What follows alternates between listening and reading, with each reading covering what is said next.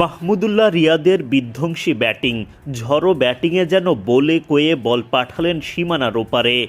সমালোচনার জবাবে ফিনিশার রূপে হাজির অভিজ্ঞ রিয়াদ, জয়ও পেল রংপুর রাইডার্স। রিয়াদের ব্যাটিং তাণ্ডবের আগে বল হাতে অনন্য কীর্তি গড়েন আরেক বাংলাদেশি মুস্তাফিজুর রহমান।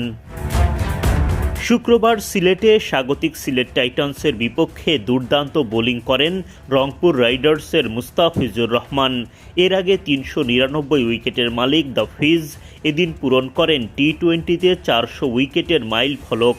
জাতীয় দলের সতীর্থ মেহেদী হাসান মিরাজের উইকেট শিকারের মধ্য দিয়ে এই কীর্তি গড়েন তিনি। টি-20তে উইকেট শিকারের দিক থেকে বাংলাদেশিদের মধ্যে সবার ওপরে অলরাউন্ডার সাকিব আল হাসান। ৫৬০টি উইকেট এই অলরাউন্ডারের দখলে। ৩৫৩তম ম্যাচে ৪০০ উইকেটের মাইলফলক স্পর্শ করেছিলেন সাকিব। মুস্তাফিজ ৪০০ উইকেটের মাইলফলক স্পর্শ করলেন ৩১৫তম ম্যাচে এসে। বাংলাদেশে তো বটেই, পেস বোলারদের মধ্যে দ্রুততম ৪০০ উইকেটের মালিক বনে গেছেন কাটার মাস্টার। ৪০০ উইকেটের ম্যাজিক ফিগার স্পর্শ করার পরও থামেননি মুস্তাফিজ। আফিফ হোসেন ধ্রুব ও খালেদ আহমেদের উইকেটও তোলেন তিনি। সব মিলিয়ে এদিন সিলেট টাইটান্সের বিপক্ষে ৪ ওভারে ২৪ রান খরচায় ৩ উইকেট শিকার করেন দ্য ফিজ। তার সতীর্থ ফাহিম আশরাফও ৩টি উইকেট তুলে নেন, তবে তিনি ৪ ওভারে খরচ করেন ১৮ রান।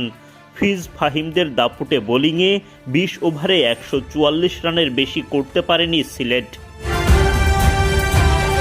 ১৪৫ রানের লক্ষ্যে ব্যাট করতে নেমে বেশ সংগ্রাম করতে হয় শক্তিশালী রংপুরকে।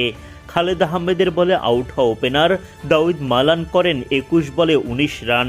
নাসুমের শিকার তাওহিদ হৃদয়ের ব্যাট থেকে আসে ৬ রান।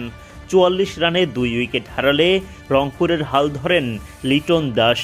সাইম আইবের বলে আউট হওয়ার আগে লিটন করেন ৩৫ রান।